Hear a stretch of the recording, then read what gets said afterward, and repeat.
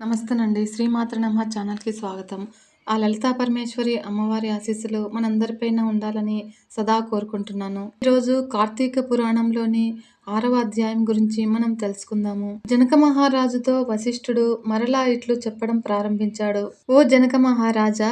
ఏ మానవుడు కార్తీక మాసము నెల రోజులు ఆ పరమేశ్వరుని శ్రీ మహావిష్ణువును పంచామృత స్నానం చేయించి కస్తూరి కలిపిన మంచి గంధపు నీటితో భక్తిగా పూజించారో అట్టి వారికి అశ్వమేధ యాగము చేసినంత పుణ్యఫలం దక్కుతుంది. అటులనే ఏ మానవుడు కార్తీక మాసమంతను దేవాలయమునందు కానీ దీపారాధన చేసినాడో అతనికి కైవల్య ప్రాప్తి జరుగును. దీపదానం చేయుట ఎలా చేయాలి అంటే పైడి ప్రత్తి తానే స్వయంగా తీసి శుభ్రపరిచి వత్తులు చేయవలెను. పిండితో గాని గోధుమ పిండితో గాని ప్రమిదను చేసి అందులో వత్తులు వేసి ఆవు నెయ్యి వేసి దీపం వెలిగించి ఆ ప్రమిదను బ్రాహ్మణునకు దానమియ్యవలెను. శక్తి కొలది దక్షిణ కూడా ఇవ్వవలెను. ఈ ప్రకారముగా కార్తీక మాసమందు ప్రతిదినము చేసి ఆఖరి రోజున వెండితో ప్రమిదను చేయించి బంగారముతో వత్తిని చేయించి ఆవు నెయ్యి నిండుగా పోసి వెనుక చేసిన ప్రకారముగా గోధుమ పిండితో ప్రమిదను చేసి ఆవు నెయ్యి పోసి దీపం వెలిగించి ఈ నెల రోజులు దానం చేసిన బ్రాహ్మణునికే ఇది కూడా దానం చేసిన ఎడల బ్రాహ్మణుడికే ఆ దానం చేసిన ఎడల సకలైశ్వర్యములు కలుగుటయే కాక మోక్షప్రాప్తి కూడా కలుగుతుంది. దీపదానం చేయువారు ఇలా వచించవలెను. దీపదానాన్ని భక్తిపూర్వకంగా బ్రాహ్మణునికి దానం చేయవలెను. అన్ని విధముల జ్ఞానము కలుగజేయునది సకల సంపదలను నిచ్చున్నది అయినటువంటి ఈ దీపదానమును చేయుచున్నాను. నాకు శాంతి కలుగుగాక అని అర్థము. ఈ విధంగా దీపదానము చేసిన తర్వాత బ్రాహ్మణ సమారాధన చేయవలెను. శక్తి లేని ఎడల 10 మంది బ్రాహ్మణులకైనను భోజనము పెట్టి దక్షిణ తాంబూలాదులతో సత్కరించవలెను. ఈ విధంగా పురుషులు గాని స్త్రీలు గాని ఏ ఒక్కరు చేసినను సిరి సంపదలు విద్యాభివృద్ధి ఆయుర్వృద్ధి కలిగి సుఖింతురు. దీనిని గురించి ఒక ఇతిహాసం కలదు. దానిని వివరించదను ఆలకింపుము అని వశిష్ఠుడు జనకునితో ఇలా చెప్పడం ప్రారంభించాడు. బుద్ధ వితంతువు స్వర్గమున కేగుట. పూర్వకాలమున ద్రవిడ దేశమునందు ఒక గ్రామమున ఒక స్త్రీ కలదు. ఆమెకు పెండ్లి అయిన కొద్ది కాలమునకే భర్త చనిపోయాడు. సంతానమును గాని ఆఖరికి బంధువులు కానీ లేరు. అందుచేత ఆమె ఇతరుల ఇళ్లలో దాసీ పని చేయుచు అక్కడనే భుజించుచు ఒకవేళ వారి సంతోషం కొలది ఏమైనా వస్తువులిచ్చిన ఎడల ఆ వస్తువులను వేరే వారికి ఎక్కువ ధరకు అమ్ముకొనుచు ఆ విధంగా వచ్చిన డబ్బును సొమ్మును వడ్డీలకు ఇచ్చి మరింత డబ్బును కూడబెట్టుకొనుచు దొంగలు దొంగిలించి కూడా తీసుకొని వచ్చిన వస్తువులను తక్కువ ధరలకు కొని ఇతరులకు ఎక్కువ ధరకు అమ్ముకొనుచు సొమ్ము కూడబెట్టుకొనుచు ఉండెను. ఈ విధంగా కూడబెట్టిన ధనమునకు వడ్డీకిస్తూ శ్రీమంతుల ఇండ్లలో దాసీ పనులు చేస్తూ తన మాటలతో వారిని మంచి చేసుకొని జీవిస్తూ ఉండెను. ఎంత సంపాదించిననేమి ఆమె ఒక్క దినము కూడా ఉపవాసం గాని దేవుని మనసారా ధ్యానించుట గాని చేసి ఎరుగదు. పైగా వ్రతములు చేసేవారిని తీర్థయాత్రలకు వెళ్ళేవారిని చూసి అవహేళన చేసి ఏ ఒక్క భిక్షగానికి గాని పిడికెడు బియ్యం పెట్టక తాను తినక ధనమును కూడబెట్టుకొనుచూ ఉంటుంది. కొంతకాలము జరుగుతుంది.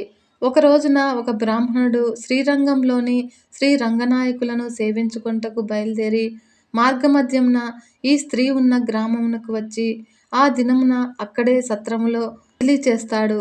అతడు ఆ గ్రామంలోని మంచి చెడ్డలను తెలుసుకొని ఆ పిసినారి స్త్రీ సంగతి కూడా తెలుసుకుంటాడు. ఆమె వద్దకు వెళ్ళి, అమ్మా, నా హితవచనమును ఆలకించండి. నీకు కోపం వచ్చినా సరే నేను చెప్తున్న మాటలను ఆలకించండి.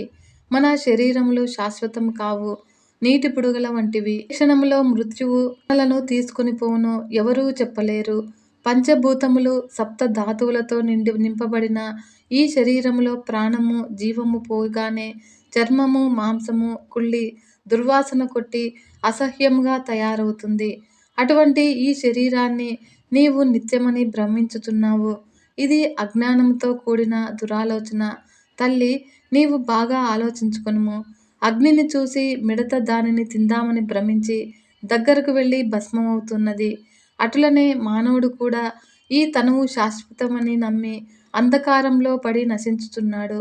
కావున నా మాటలను ఆలకించి నీవు తినక ఇతరులకు పెట్టక అన్యాయముగా ఆర్జించిన ధనమును ఇప్పుడైనా సరే పేదలకు దాన ధర్మములు చేసి పుణ్యమును సంపాదించుకొనుము అని ప్రతిదినము ఆ శ్రీమన్నారాయణుని స్మరించి వ్రతాధికములు చేసి మోక్షమును పొందుము అని నీ పాప పరిహారార్థముగా వచ్చే కార్తీక మాసమంతయు ప్రాతకాలమున నదీ స్నానం ఆచరించి దాన ధర్మములను చేసి బ్రాహ్మణులకు భోజనము పెట్టినచో వచ్చే జన్మలో నీవు పుణ్యవతివై సకల సౌభాగ్యములు పొందగలవని ఉపదేశిస్తాడు.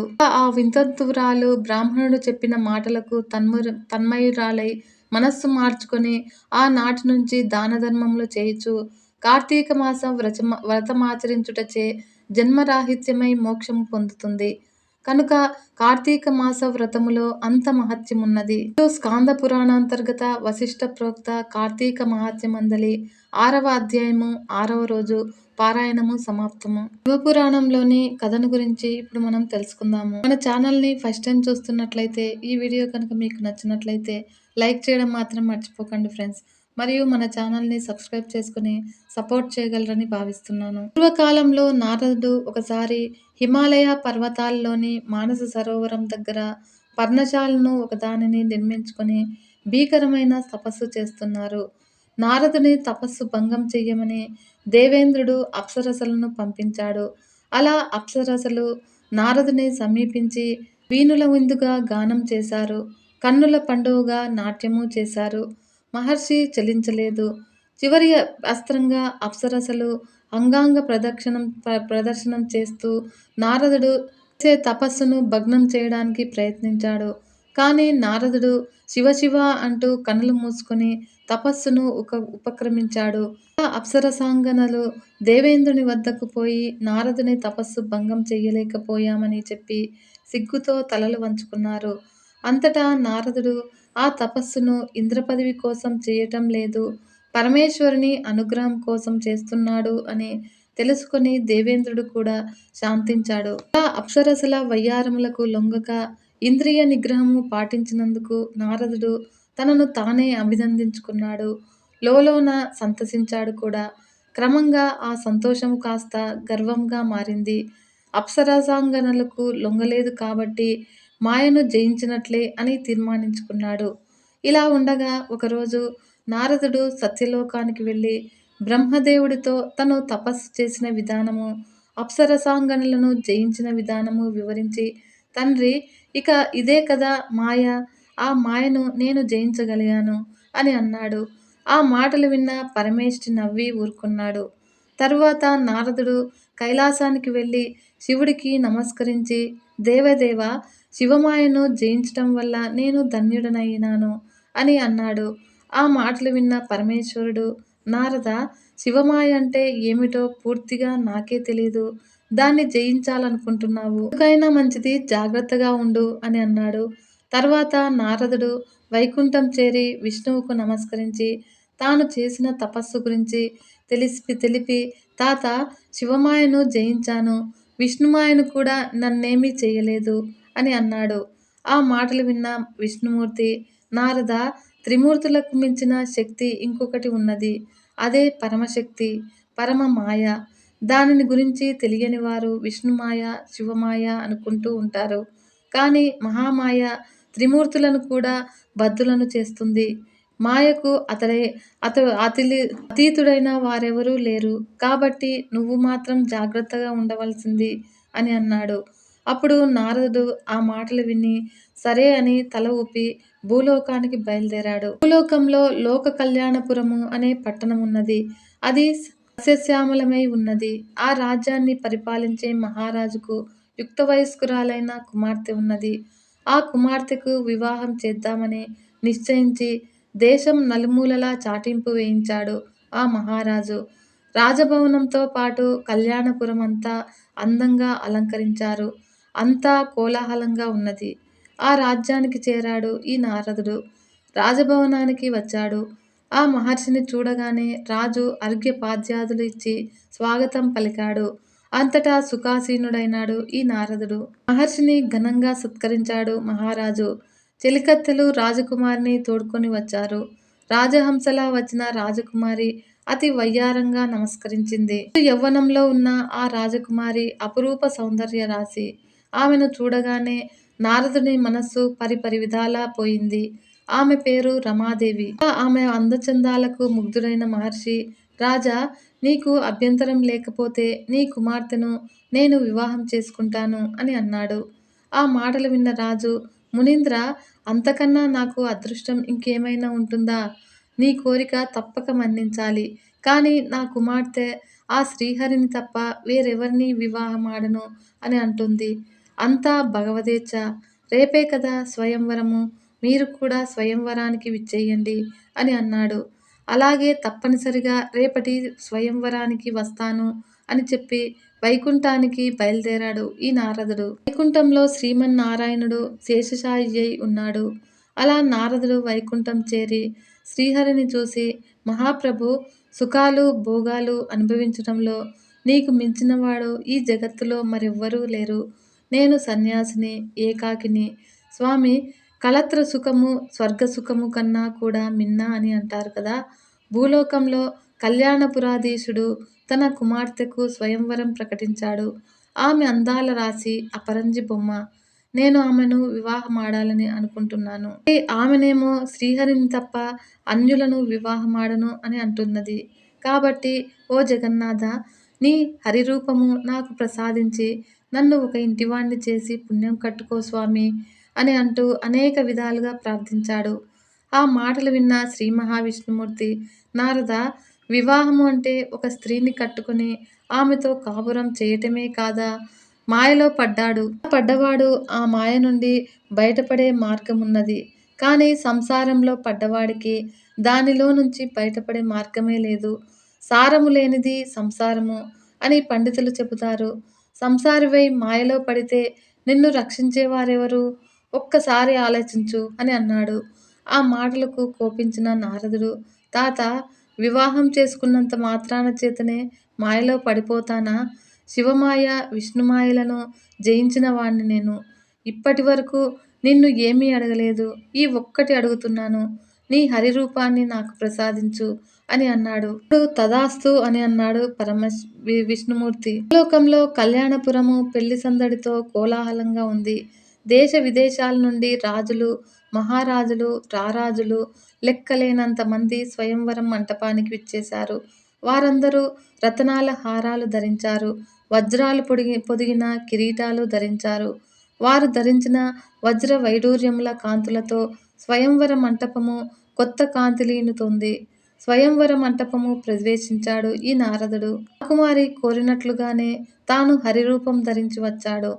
అందాల రాశి తప్పక తననే వరిస్తుంది అని ఆలోచిస్తూ ఒకచోట ఆసీనుడైనాడు. రాకుమారి వరమాలను చేత ధరించి వరాన్వేషణలో బయలుదేరింది.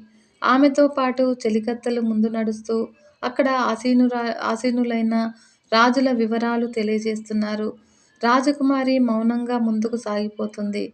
రాజకుమారి దగ్గరకు రాగానే కూర్చున్న రాజులంతా మెడలు ముందుకు సాగుతున్నారు. మందంగా నడిచిపోతుంది మన రాజకుమారి. అలా నడిచి నడిచి నారదుని వద్దకు వచ్చింది. చెలికత్తెలు ఏమో చెప్పారు. వరమాల కోసము మెడను ముందుకు వంచాడు ఈ నారదుడు. అలా చిరునవ్వు నవ్వింది ఆ రాజకుమారి. ఇప్పుడు గల్లుమన్నారు చెలికత్తెలు. ఆ కోలాహలానికి అటువైపు చూసిన రాజులు కూడా పగలబడి నవ్వారు. రాజకుమారి ముందుకు సాగిపోతూ ఉంది. దూరంగా చివరన కూర్చున్నాడు శ్రీ మహావిష్ణువు. అలా వరమాలను, ఆయన కంఠసీమను అలంకరించింది రాజకుమార్తె. తర్వాత రాజకుమార్తెను తీసుకుని గరుడ వాహనం మీద వైకుంఠానికి వెళ్ళిపోయాడు శ్రీ మహావిష్ణుమూర్తి. ఆ విషయము ఎవరూ పట్టించుకోలేదు. స్వయంవరం మంటపంలోని రాజులు అందరూ తననే చూసి ఇంకా నవ్వుతూనే ఉన్నారు. ఏం జరిగిందో అర్థం కాలేదు ఈ నారదుడికి. చివరికి ఉండబట్టలేక అడిగాడు. వారందరూ తనను చూసి ఎందుకు నవ్వుతున్నారు?